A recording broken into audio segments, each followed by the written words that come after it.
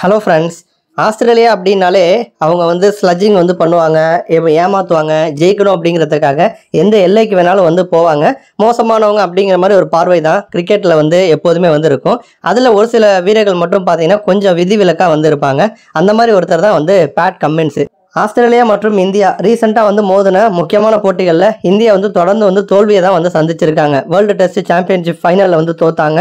2023 உலகக்கோப்பை ஃபைனலில் வந்து தோத்தாங்க. தொடர்ந்து வந்து பேட் கம்மின்ஸ் தலைமையில் ஆஸ்திரேலியா மேலும் மேலும் பார்த்தீங்கன்னா முன்னேறிக்கிட்டே வந்து இருக்காங்க.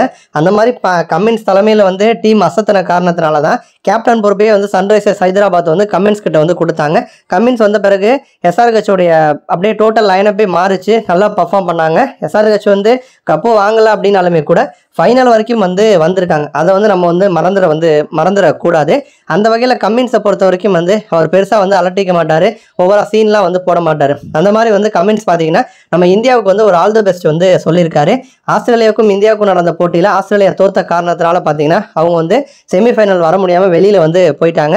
அதுலேயும் ஆப்கானிஸ்தான் அணி ஜெயிச்சது இப்போ ஆஸ்திரேலியாவுக்கு வந்து பெரிய சிக்கலாக வந்து மாறி இப்போ வந்து ஆஸ்திரேலியா அணி செமியில் ஆட முடியாத ஒரு சூழல் இருக்கிறப்ப ரோஹித் சர்மா கிட்ட பேட் கம்மின்ஸ் வந்து பேசியிருக்காரு. ஸோ கிரிக்கெட் நீங்கள் வந்து இந்த முறை வந்து நல்லா டெவலப் ஆகி வந்திருக்கீங்க. ஸ்லோ பிச்சர்ஸில் கூட அதிகமான ரன்கள் உங்களால் வந்து சேர்க்க முடியுது. டீம் வந்து செமையாக வந்து செட்டில் ஆகி வந்திருக்கு. அதனால் வந்து நீங்கள் தான் கப்பு வாங்குவீங்க அப்படின்னு நான் வந்து கெஸ் பண்ணுறேன். ஸோ உங்களுக்கு வாழ்த்துக்கள் ரோஹித். தொடர்ந்து இதே மாதிரி வந்து டெவலப் பண்ணுங்கள். தோனிக்கு பிறகு யாருமே இந்தியா வந்து கப்பு வந்து வாங்கலை. ஸோ உங்களால் வந்து திரும்ப வந்து வேர்ல்டு கப்பை வாங்க முடியும் அப்படின்னு எனக்கு வந்து தோணுது.